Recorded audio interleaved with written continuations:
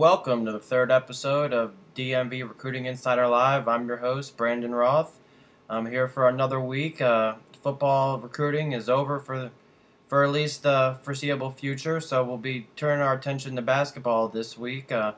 Been a few games in the last 2 weeks, and figured I'd talk from 2 weeks ago since we've been focusing on football the last few weeks. So the first team I'm actually going to talk about some recruits from is Montrose Christian. I saw them on Sunday when they played Coolidge, and they're a huge team. I mean, you've seen a lot of teams in the district and Maryland and Virginia, and Montrose is by far the biggest team I've seen all year. I mean, they've got 4 power forwards playing on the court half the time. They've got 2 guys who are 6'9", 6'10". They've got a couple other guys who are 6'6" and 6'7". The first guy that, I mean, obviously jumps out to everyone is Ishmael Wainwright.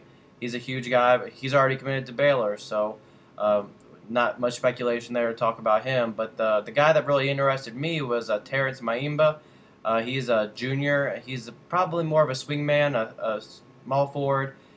He's a really good player. I was really impressed by him. I've seen him before, and he has the body style for the next level. A very tall, athletic guy, and he can handle the ball well as well. So I look for him to really explode this summer, the AAU circuit and everything. But let's look at a few highlights of Terrence real quick, and also have an interview with him and talking to him about his college decisions.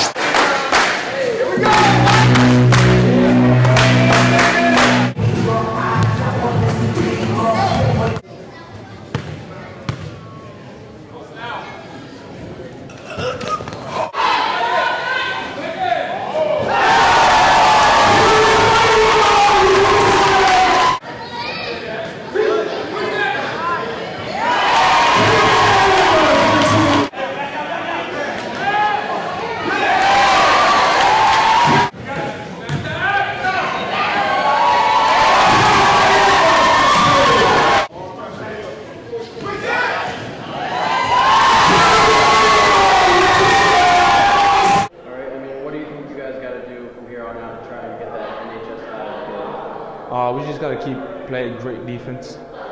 We don't have that extra fantastic player, Kevin Durant and all the other guys came here. We just a good team. We have to trust each other and keep playing that good defense. All right, as far as the colleges, I mean, who are you hearing from so far? I heard from many colleges. George Mason, the GW, Indiana University, Virginia Tech, Miami, and a couple more that I don't really memorize. I mean, when do you think you're going to start taking visits? Probably when my coach is going to tell me that it's the right time, because they're in control of all that. I'm just working on my game and every part of my game. When they're going to tell me it's the right time to do the visit, I will do it. All right, you heard from Terrence there, and like I said, he's one of these kids who is really going to blow up over the summer. He's got that athletic body type that a lot of D1 level coaches are looking for. He mentioned Miami, he mentioned Indiana, Maryland. There's just a couple of the schools after him right now, but I fully expect his list of offers to grow to 20 or 30 over the summer, because he's a super athletic kid, has a pretty good jump shot actually for his size, and is really athletic, can get to the rim, no problem. So that's one kid on Montrose I really look forward to probably step up and be a leader for them next year.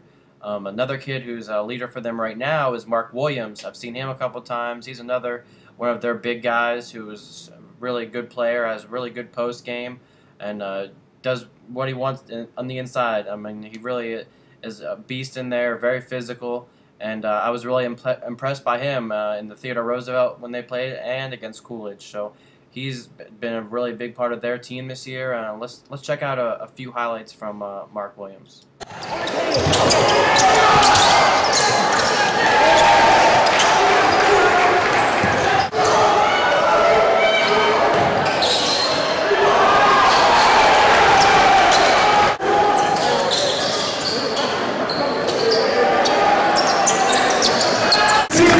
Number 44, Branden Williams.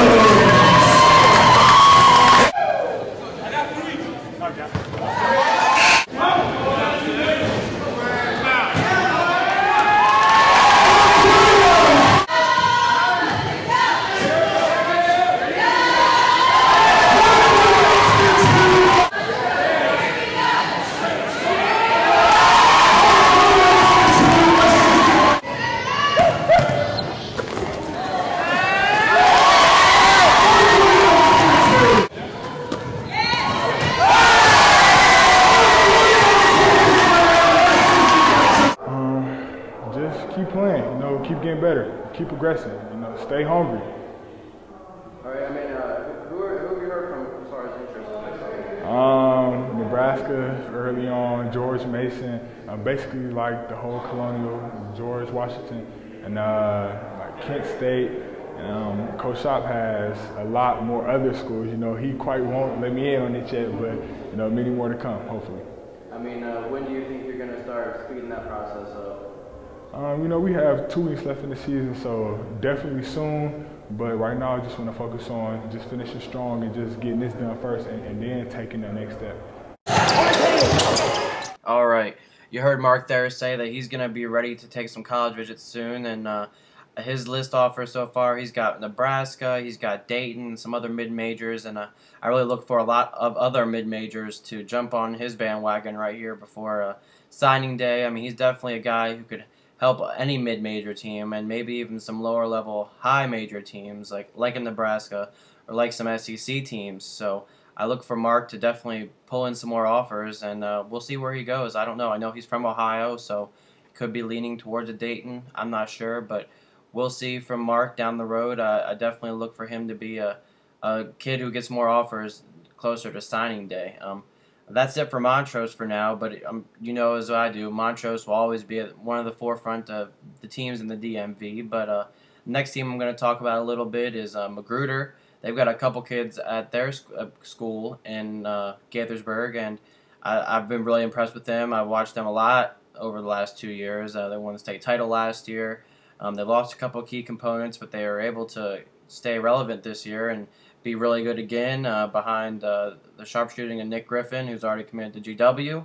And then you've got a couple other guys, J.J. Epps and Justin Whitmer, who J.J. was really important to their title run last year, and he's been really important to them this year. But with being injured a lot of the year, they've really had to fill in with other guys off the bench with J.J.'s absence. So he's really coming back and starting to get healthy again. So McGruder's going to be a team to watch out for. And I've got a few highlights from JJ and him talking about his college offers, and we'll talk a little bit more about his recruiting after we look at the highlights.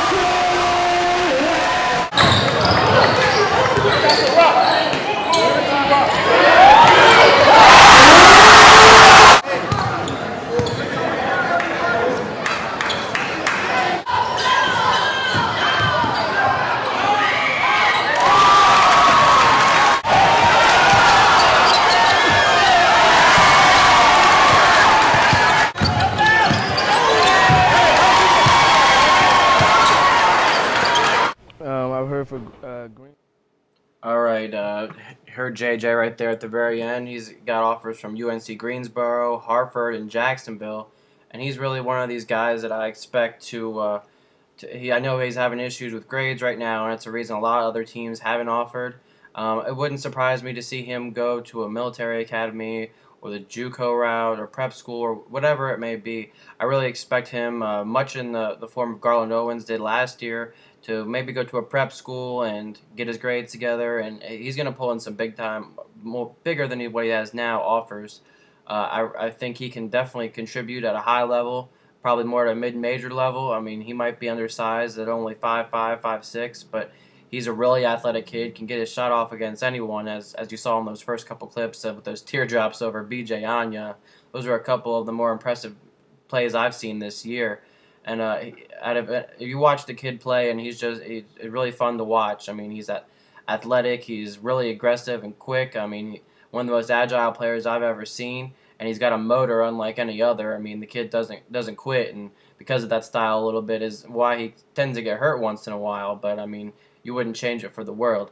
JJ is, like I said, one of those guys that I think really has a lot more talent than what he's gotten credit for so far, and he's definitely, I think probably the JUCO or the prep route would be the best for him, and especially if he wants to get some higher offers, I definitely think some of the GWs, George Masons of the world could definitely benefit from a player like that.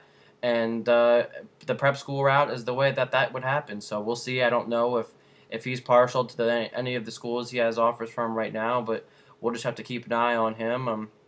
Another kid from that team that hasn't got a lot of recruiting love is Justin Whitmer. I've seen him a bunch of times too. He's a tall, probably more of a swingman also, probably 6'4", 6'5"-ish. Definitely a good player, can take it outside and shoot from three, can take it inside and bang with the big guys.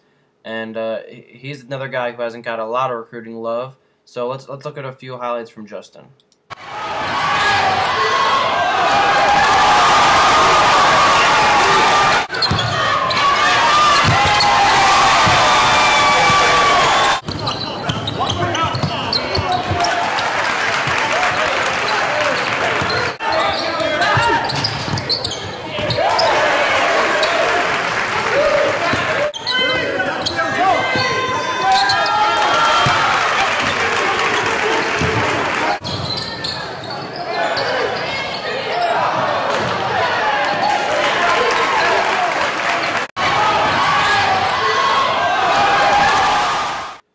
There are a few highlights of Justin, and I know he's had some D2 interest, and I wouldn't really be surprised to see some lower level D1 teams, mid-major teams get in late in the process. He's a really athletic kid. I've seen him play against some of the best competition in the area. At the state playoffs last year, he played really well. He played really well against DeMatha this year. He's played well against a bunch of good teams. So it's another kid with experience at a high level, who I think can definitely contribute at the next level, whether it's D2, D1, whatever it is. He's definitely a college basketball player. We'll look to see how McGruder does the rest of this year. There's a lot of good teams in Maryland 4A, so they're going to have definitely, I think, a tougher road to the championship this year. They've got to go through teams like Eleanor Roosevelt. They've got to go through all the PG County schools are always good. So, and then you got North Point, and they're always good. So you've got a couple of good schools in the 4A who are going to definitely challenge McGruder for that 4A state championship. To end on the regular basketball recruiting, I always talk about Terps at the end of my show, but we'll get to that in a few minutes. I was at the Gonzaga St. John's game last night, and that was a great game. St. John's jumped out to a big lead, and Gonzaga ended up going on a 19-1 run in the third quarter to come back. And most of the Gonzaga guys I've either talked about or have already committed somewhere. So there's actually a couple of the St. John's guys that have been garnering a lot more interest lately. And let's look at a few highlights from Darien Anderson and from Trey Campbell, two St. John's guards who have really been playing well of late.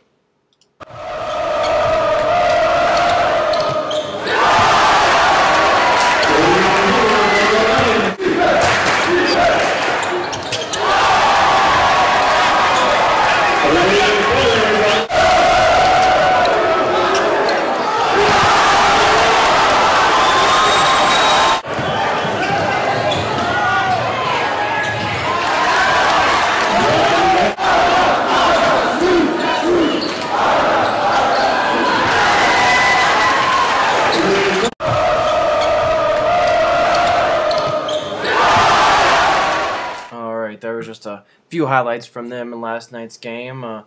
Darien Anderson really impressed me. He got St. John's out to that big lead. They were up, I think, 26-8 at one point in the first quarter, and they looked like they were on their way to a win against Gonzaga last night. But fortunately, Gonzaga came back in the second half and pretty much ran away with the second half of the game. But Darien Anderson has to be credited with the hot shooting in the first half.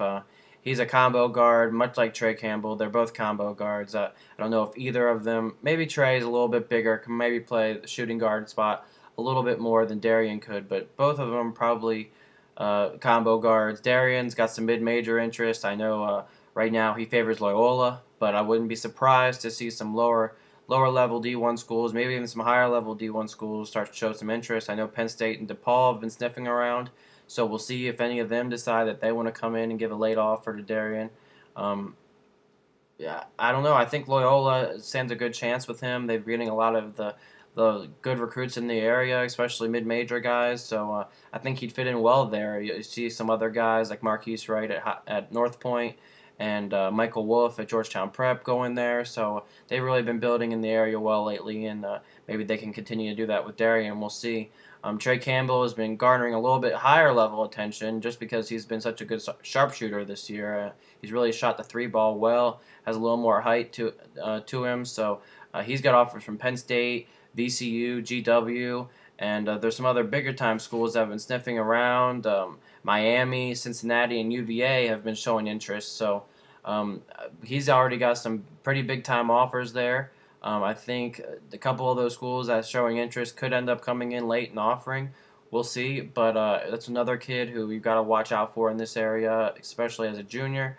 So St. John's with two really dynamic guards could be a team to watch next year in the WCAC. Even this year, they're finishing ahead of DeMatha. They're going to be the number 4 seed. So we'll see. St. John's definitely got a chance to do something even this year in the WCAC playoffs.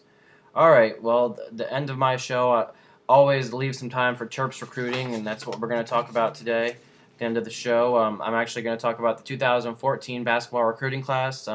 2014 is big for Maryland in football and basketball this year.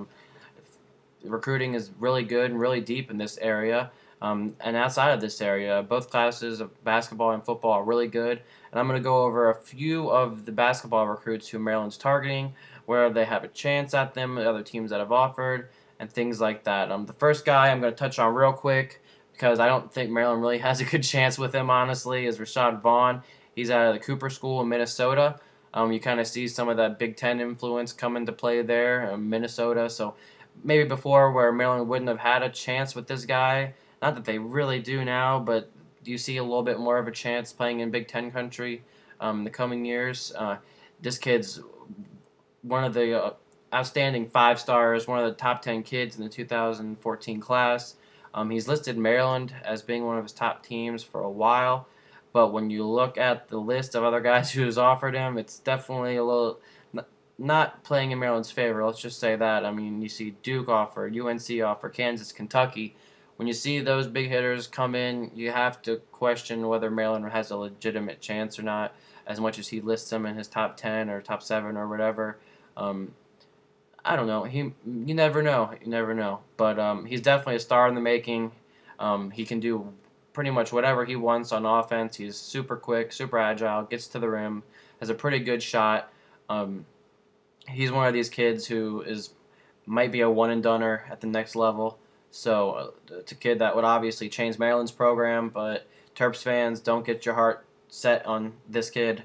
I wouldn't guarantee you we have a good chance, and it wouldn't surprise me if he narrows his list down soon if we weren't on it anymore. So that would be, I mean, he's a Kentucky kid, he's a Duke kid, he's one of those guys. So let's move on at the guys that I think we have a better chance at than him at least. The first guy is Dion Wiley at a Potomac school. He's really come on this year, and I know he tried to get his grades together in past years and really had done that well, has done really well in school the last couple of years, gotten everything together so his basketball can shine. I've seen him a couple different times at the DeMatha Hoops Fest and at a couple other local tournaments. He's really, really impressive, a big kid, definitely a legit shooting guard, probably 6'3", 6'4"-ish in that range.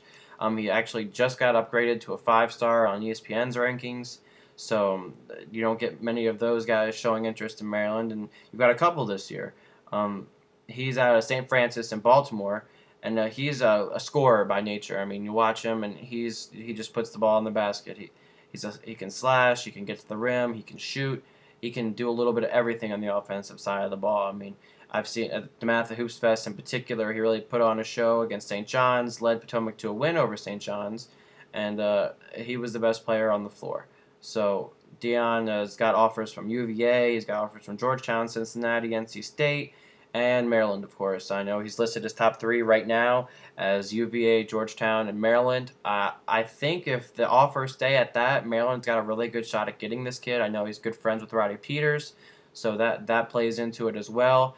But I know also that he's listed many times that he's very high on Syracuse, would love an offer to Syracuse, and if Syracuse comes in with a late offer, could be a school that snags him away from Maryland. But outside of that, I think Maryland's got a really good shot at this kid, and I think he would really upgrade our guard play. I mean, he's a kid who's going to consistently get better. He's a hard worker, and he's super aggressive too, which definitely Maryland needs a little bit of that. They've been a little lackadaisical, to say the least, in some of these games they played in the past week or two. So definitely a kid I would love for Maryland to get. I'll talk at the end after I list all these kids about who I think Maryland will get and who I think Maryland won't get, and my ideal class for 2014. The next kid you got to talk about who's been a 5-star for a while now is Dwayne Morgan out of St. Francis in Baltimore. He's a great swingman.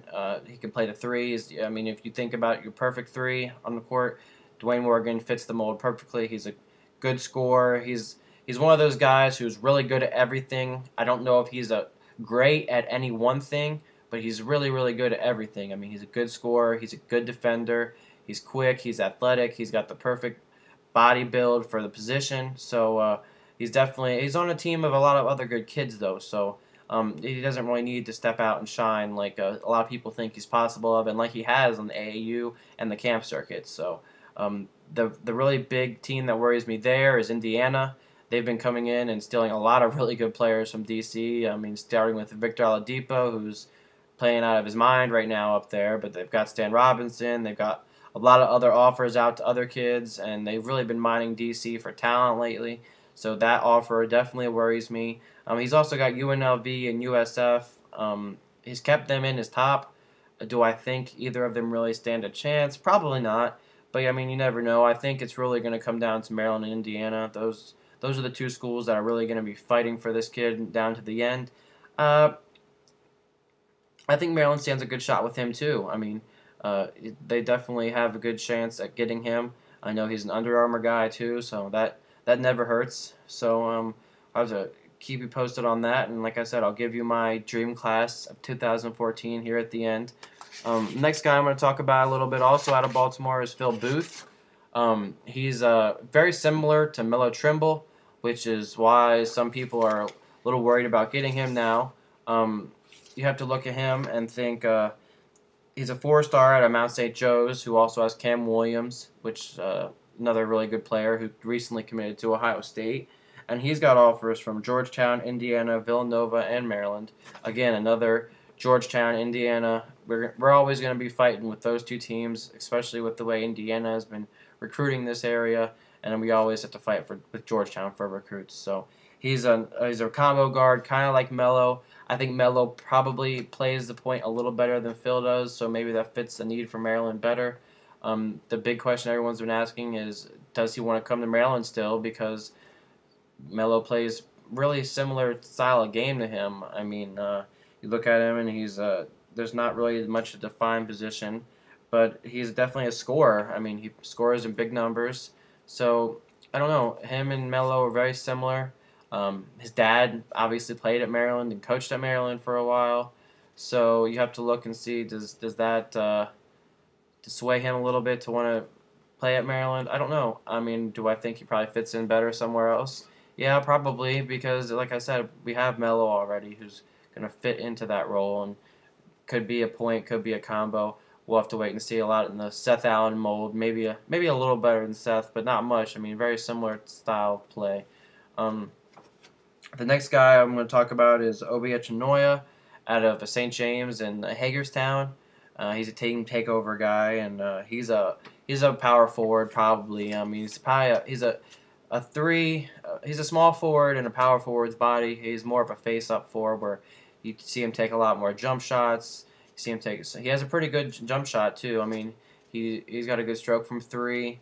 You don't see him with a lot of post moves, which is one area he's really going to have to improve on because he's not quite. I don't think he's quite fast enough to play the three at the next level, but he definitely can get to the rim and definitely's got a good jump shot, which is definitely, if he can develop some post moves and put a little bulk on him at the next level, is really going to set him apart from some other fours. And that's something I think a lot of schools look at and feel like post moves are something that they can probably help develop and get him in the weight room to really help develop those post moves. He's another guy who's got an Indiana offer. He's also got offers from Virginia Tech and Miami, and let me look, in Villanova, and I'm sure I'm forgetting a couple, but he's another guy who I think it's going to come down to Indiana and Maryland again. Maybe Villanova. I know I've heard that he really likes Villanova, so maybe those three schools, again, schools that have been mining the D.C. area lately, we're going to come down to it. I think he would be a good fit with Maryland. He's very similar to a guy we're going to get in 2014, Evan Smotrich out of Maryland or out of Michigan. Sorry, more of a jump shooting four, but being a freshman, not a junior when we get him, I think there's a little more opportunity to develop him there and round out his game while at Maryland. So go down the list again. We've got Abdul Malik Abu. He's out of Kimball Union School in Massachusetts. He's got a lot of big offers lately. I mean, he's gotten offers from UConn, Michigan State, Villanova, Xavier, a couple other schools, but I know Maryland's on his top list also. He's more of in the Chuck Mitchell, Shaquille Clear role, a big guy, 6'8", 6'9", 230, 240. Definitely has some pretty good post moves that can get to the rim, but he's a really raw prospect. He hasn't been playing basketball that long, and he's a guy who I think is getting a lot of offers just based on his stature and his presence in the paint. He's definitely a good defensive player, good rebounder, and like I said, very much in the mold of Chuck Mitchell. Can come in and give you some defensive presence right away, give you a little bit of post game, and he's going to develop every year and get better. So that's another kid I think Maryland really covets in this class. You got to look at the last kid I think I have on my list is Chinanu Onuwaku. If the name sounds familiar, it's because his brother played for Syracuse a few years ago.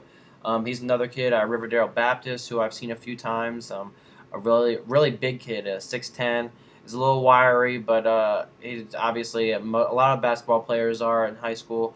He'll get to the next level and fill out. He has plenty of room on his frame to fill out some, but he's a really good player too. I mean, he's a really great shot blocker, really good rebounder, and his offensive game has gotten better every time I've seen him.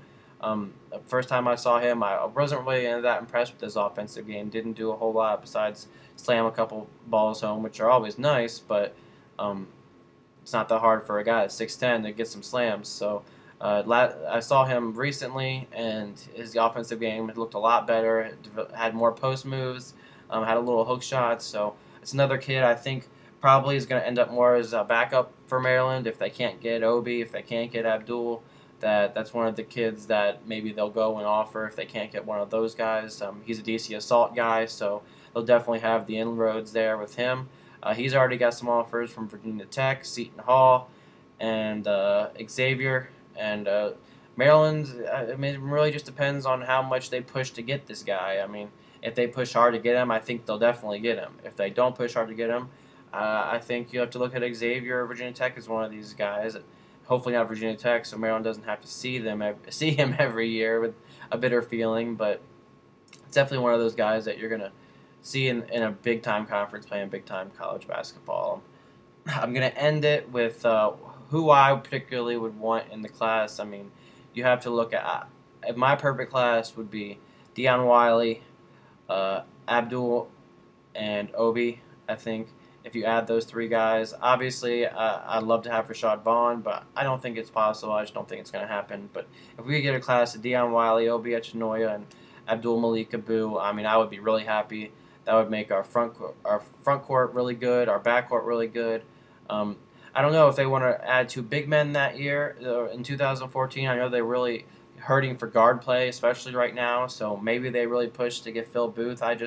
We've got a lot of combo guards. I mean, you have to think about, you've got Seth Allen, you got Nick Foss, you got Mello already, you got Roddy, who's kind of a combo guard. I mean, you just have to think at some point Maryland's really going to have to go out and go after a pure point guard, someone who's going to distribute the ball and do it well and get into the lane.